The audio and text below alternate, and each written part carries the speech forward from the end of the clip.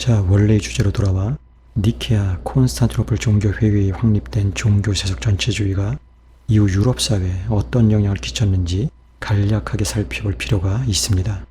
콘스탄티누스에 의해 시작되고 테오도시우스에 의해 완성된 종교세속 전체주의의 속성을 간단하게 정리하면 이렇습니다. 그 핵심은 바로 국가가 개인의 생각과 말을 장악하고 결정하며 통제하는 것입니다. 명분은 정통신앙이지만 실제 콘스탄티누스 이후의 상황을 보면 이는 로마 황제들이 자신들의 정적을 제거하기 위한 수단으로 전락합니다. 이미 콘스탄티누스 시대에 이단을 추방하는 일이 시작됩니다. 이 시기는 아직 초기라 이단이라 해서 칼로 사람을 죽이거나 하는 일은 없었지만 교회의 교리가 국가의 법령으로 선포된 이상 공권력으로 이단을 처형하는 것은 시간 문제였습니다. 실제로 테오도시우스 시대가 되면 당시 동로마 제국의 황제였던 테오도시우스는 381년 콘스탄티노플 신조를 통과시킨 후 15년에 걸쳐 무려 15개 이단 규제법을 공표합니다. 그 중에는 이단을 사형으로 처벌하는 법이 포함됩니다.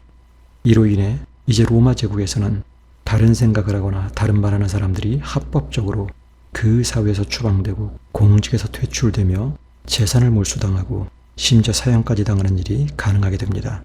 이런 분위기에서 385년 서로마 제국의 황제였던 막시무스는 국가교회 체제 아래서 처음으로 스페인의 주교 프리킬리아누스와 그의 추종자 6명을 이단이라는 죄명으로 참수합니다. 이 일에 대해 밀라노의 주교 암브로시우스는 항의합니다. 그러나 이후 크리소스토무스, 히에로니무스, 아우구스티누스 등은 오히려 국가교회 편에 서서 신앙의 문제에 공권력을 동원하는 것을 옹호합니다. 테오도시우스가 제국을 다시 통일하면서 종교세속 전체주의는 이후 유럽 사회를 규정하는 강력한 패러다임이 됩니다. 예수님께서는 이미 이런 시대가 도래할 것을 경고하셨습니다. 요한복음 16장 1에서 2절입니다. 너희들이 걸려 넘어지지 않도록 이것들을 나는 너희에게 말해왔다. 출교당한 자들로 그들이 너희를 만들 것이다. 심지어 너희를 죽인 모든 자가 이것이 예배를 하나님께 드리는 것이라 생각하는 때가 온다. 니케아 콘스탄티노플 신조를 통해 정통신앙이 확립되고 선언되었다고 해서 국가가 또는 정치가나 종교인들이 바른 신앙을 위해 헌신하는 시대가 열렸다고 생각하는 것은 오산입니다. 정반대입니다. 종교세속 전체주의자들이 신앙이라는 명분으로 하나님을 섬긴다는 명목으로 다른 생각을 가진 사람들을 학살하는 시대가 시작된 것입니다. 심지어 그 기준은 사실은 하나님의 말씀이 아닙니다. 정치적 이득입니다.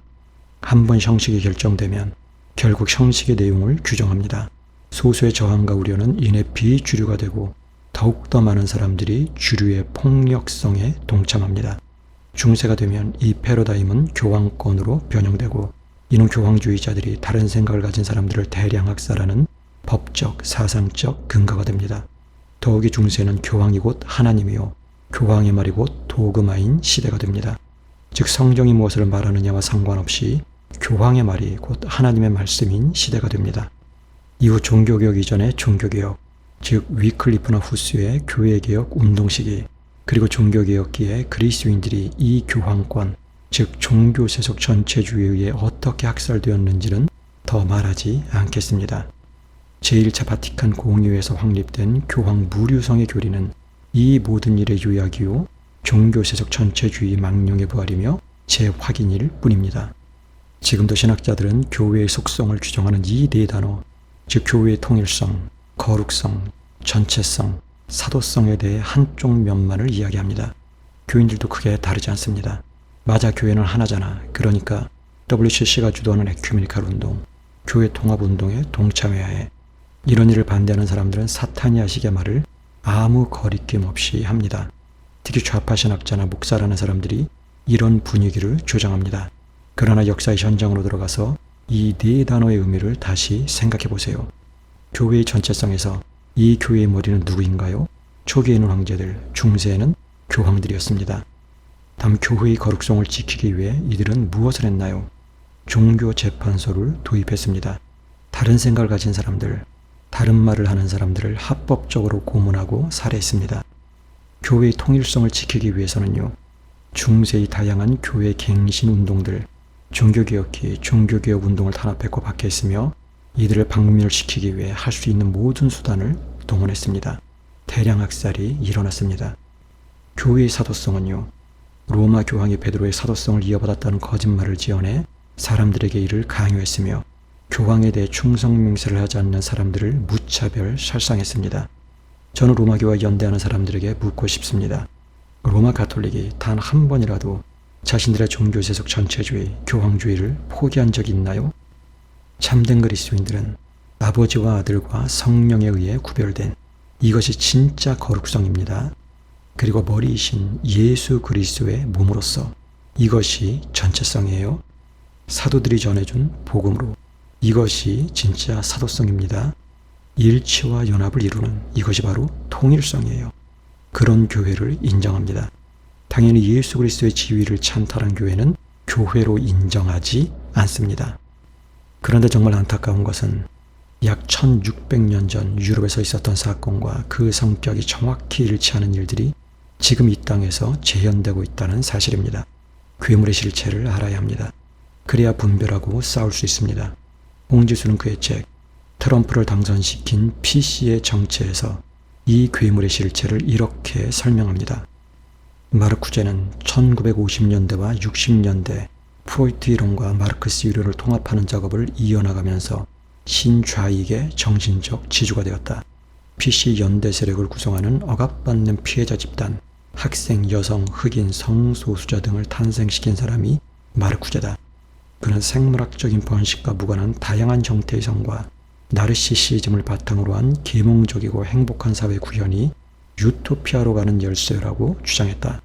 1960년대 말 마르쿠제가 제시한 억압적 관용, Repressive Tolerance라는 개념은 좌익의 이념 외에는 그 어떤 이념도 허용하지 않는 PC 문화 형성에 지대한 공헌을 했다. 마르쿠제는 다음과 같이 주장한다. 표현의 자유를 허용하면 오류가 전파되므로 표현의 자유는 그 자체로서 선이 아니다. 진실을 소유한 혁명적 소수는 다수를 재교육시켜 오류에서 해방시켜야 하므로 해로운 의견을 억압할 권리가 있다. 따라서 좌익, 체제 전복, 혁명적 폭력은 허용하되 우익, 기존의 사회제도, 반사회주의 정서를 허용하지 않는 새로운 형태의 억압적 관용이야말로 진정한 관용, 즉 해방적 관용이며 억압적 관용을 통해서만 진실에 도달하게 된다는 주장이다. 이러한 개념은 필연적으로 전체주의적 사고를 낳게 된다. 한마디 덧붙이자면 이런 개념 자체가 전체주의적 사고요, 전체주의입니다. 전체주의의 본질이 다른 바라는 사람을 용납하지 않는 것이기 때문입니다. 서구 사회는 니케아 콘스탄티노플 신조의 확립 이후 무려 1136년 동안 종교세속 전체주의라는 틀에 갇혀 있었습니다. 사실 역사상 동서양을 막론하고 전체주의, 집단주의 체제가 아니었던 사회는 없습니다. 약간의 차이는 있었을지라도 모두가 다 동질화된 사회였습니다. 그런데 지금부터 약 500년 전 종교개혁이 일어납니다. 사람들이 개인의 가치와 존엄성, 자유에 눈을 뜨게 됩니다. 이는 역사의 경랑을 거쳐 미국의 자유민주주의 체제로 꽃을 피웁니다. 한 사회가 전체주의, 집단주의를 지향하고 개인의 자유를 존중하며 보장하는 이런 체제는 인류 역사상 아주 이질적인 체제입니다. 또 그 출발 역시 고귀합니다. 자유민주주의 체제의 핵심은 자유입니다. 그런데 이 자유는 오늘날 우리가 생각하는 그런 자유가 아닙니다. 죄를 지을 자유, 온갖 쓰레기 같은 삶을 살 자유, 그런 게 아닙니다. 미국이 건국할 때 가장 핵심적인 논쟁거리는 신앙의 자유에 관한 것이었습니다. 즉 하나님의 말씀과 선한 양심을 따라 살 자유였습니다. 하나님을 섬기며 이웃을 사랑할 자유, 즉 선을 행할 자유였습니다. 그런데 시간이 흐르고 기독교 정신, 개혁주의 정신이 쇠퇴하면서 자유민주주의 체제에서 자유를 향유하며 살아가던 사람들이 자신들이 딛고 있는 이 체제의 뿌리, 자유민주주의의 사상적 토대를 망각했습니다. 그토록 고귀한 자유를 온갖 쓰레기들과 맞바꿨습니다. 그리고 그 틈을 PC 좌파가 파고들었습니다. 이 땅의 주사파 사회주의자들 역시 서구 PC 좌파의 사상과 전략을 받아들였고 마침내 사탄의 몸뚱이에 천사의 옷을 입히는 데 성공했습니다. 그러나 이들이 변신에 성공했다고 해서 본질이 바뀌는 것은 아닙니다. 이들은 중세 로마교처럼 혁명과 개혁, 무류성의 교리를 가진 종교세속 전체주의자들입니다. 마르쿠제의 억압적 관용은 정확히 니케아 콘스탄티노플 신조의 모방입니다. 다시 말씀드리는데 중세가 되면 삼일째 신앙은 명분으로만 남습니다. 교황의 말이 이를 대체합니다. 그런 점에서 이 두 집단은 그 본질과 성격이 정확히 일치합니다. 이들에게는 하나님이 없습니다. 그들 자신이 하나님이요 그들의 사상이 곧 하나님의 말씀입니다. 그들의 말과 사상에 바라는 모든 것은 이단, 사이비, 가짜뉴스, 박멸해야 할 해충, 근본주의, 극우, 파시스트, 친일파, 반인권 세력, 반평화 세력이 됩니다. PC 좌파는 사상적 좀비와 다르지 않습니다. 그들 자신이 노예화된 의식을 가지고 있을 뿐 아니라 노예화된 사람들을 무한 양산하고 있기 때문입니다. 그렇게 이들은 한국 사회를 장악했습니다. 정치는 물론이고 경제, 언론, 출판, 교육, 종교, 예술 등등 모든 분야에서 주류가 되었습니다. 형식은 내용을 규정합니다. 대중은 이들이 만들어 놓은 프레임에 갇혔고 자신들이 규정된 정신세계를 가지고 있다는 사실조차 모른 채 오히려 속이는 자들에게 열광하고 있습니다. 그런데 문제는 이 광신도들이 심지어 자신들의 이데올로기를 도그마로 만들어 국가의 법령으로 통과시키려 한다는 데 있습니다. 차별금지법이 그 한 예입니다. 대중은 차별금지법에 대해 그저 상식선에서 접근합니다. 차별 없는 세상이 좋은 곳 아니냐 식입니다. 그러나 냉정하게 생각해야 합니다. 예를 들어 차별이 뭔가요? 이것 자체가 모호한 개념입니다. 윤미향한테 물어보세요. 위안부 할머니와 지 자식 새끼 중에 누구한테 더 마음이 가는지. 제가 이들에게 해주고 싶은 말이 있습니다. 니들이나 차별하지 마세요. 진짜 인권은 개인의 자유와 기본권을 존중하는 것입니다. 그런데 이것은 사회 시스템을 떠나 논할 수 없습니다. 전체주의 사회는 그 본질상 개인의 자유와 기본권을 존중할 수 없기 때문입니다. 진짜 인권은 사회 시스템을 바꾸는 것입니다. 중국이나 북한 같은 사회가 전체주의 체제를 포기하고 자유민주주의 체제를 받아들이는 것입니다. 그게 진짜 인권 운동입니다. 반면 차별금지법은 사회주의 사상의 변형입니다. 이것은 가짜 인권입니다. PC 좌파는 이를 위해 수없이 많은 성역을 만듭니다. 여성, 동성애자, 이민자, 이슬람, 위안부, 심지어 동물에 이르기까지 무수한 성역을 만듭니다. 그리고 이들은 이 성역과 도그마를 결합시킵니다. 5.18 광주 민주화 운동을 헌법에 명시하자는 이 정권의 주장 역시 그 일종입니다. 만약 어느 사회건 그들의 기만 전술에 넘어가 도그마를 법령으로 통과시키게 되면 그 사회는 다른 말하는 사람들이 합법적으로 처벌받는 사회가 됩니다. 예를 들어 누군가 이슬람 이민자들의 문제를 비판하면 이는 성역을 건드린 것이므로 법적인 처벌뿐 아니라 유무형의 폭력, 더 나아가 공직이나 직장에서 쫓겨나는 것을 감수해야 하는 미친 인간들의 사회가 되고 맙니다. 인권이라는 이름 아래 국가가 개인의 자유와 기본권을 짓밟는 전체주의 사회가 되고 맙니다. 이들의 도구만은 분명 사상 통제를 위한 도구입니다. 최근 코로나19 사태와 관련해 언론에서는 동양인 혐오에 대한 우려를 쏟아내고 있습니다. 노예화된 의식을 가지고 있는 사람들은 서방 세계를 비난하거나 우리나라가 살기 좋은 나라라는 댓글로 응수합니다. 이들은 정말로 무서운 게 무엇인지 모릅니다. 정말로 두려워야 할 것은 개인의 일탈이 아닙니다. 그 사회가 건강하다면 개인의 일탈은 얼마든지 제어가 가능합니다. 대량 학살은 개인의 일탈 때문에 일어나지 않습니다. 우리가 정말로 두려워야 할 것은 국가의 일탈입니다. 국가가 한 개인이나 단체를 표적으로 삼고 프레임을 뒤집어 씌우며 마녀 사냥을 하는 것입니다. 더욱이 그 국가 권력을 장악하고 있는 세력이 종교 세속 전체주의에 함몰된 사람들일 경우 이는 대량 학살로 이어질 수 있습니다. 역사가 이를 증명합니다. 그런데 지금 이 나라에서 정치 권력을 장악하고 있는 사람들이 바로 종교 세속 전체주의자들입니다. 이 세력의 권력을 잡은 이후 가장 먼저 했던 일이 무엇인가요? 바로 적폐 청산입니다. 자신들이 권력을 연구하는 데 장애물이 될 만한 모든 것들이 이들이 생각하는 적폐입니다. 그 기준은 정의가 아닙니다. 이 정권은 집권 이후 계속해서 마녀 사냥을 해왔습니다. 대통령이 나서서 이 일을 주도했습니다. 교회도 적폐, 검찰도 적폐, 야당도 적폐, 자유민주주의 체제를 지지하는 시민운동가들도 적폐, 이들을 지지하는 일반 시민들도 적폐, 이들은 자신들과 다른 생각을 가진 사람들을 적폐로 몰아세웠습니다. 이제 이 나라는 시장가게 아주머니의 경제가 어렵다는 말 한마디에 대깨문들이 떼거리로 몰려가 비난하고 불매운동을 하는 게 일상인 나라가 되었습니다. 인류의 역사에서 사람들이 자유롭게 생각하고 자신의 사상을 말가글로 표현할 수 있게 된 게 미국의 권리장전을 기준으로 하면 이제 겨우 200년 정도입니다. 우리나라를 기준으로 보면 이제 겨우 70년입니다. 4.15 총선을 앞두고 주사파 사회주의 세력은 차별금지법 통과를 공언함으로써 그 70년을 끝장내고 다시 어둠의 세계로 회귀하겠다고 선언했습니다. 그런데 놀랍게도 이 나라 시민들은 4.15 총선에서 그들에게 압도적인 승리를 안겨줬습니다. 그들이 종교세속 전체주의로 갈 수 있도록 문을 활짝 열어줬습니다. 사람들의 우려와 경고를 무시했습니다. 더 안타까운 것은 많은 수의 목회자들과 교인들이 이 퇴행적인 시류에 동조하고 동참했다는 사실입니다. 당장 NCCK는 하루빨리 차별금지법을 통과시키라고 정부를 압박하고 있습니다. 아울러 정부의 관계자는 지금 중요한 것은 협치가 아니라 속도라고 발언하고 있습니다. 무엇을 위한 속도일까요?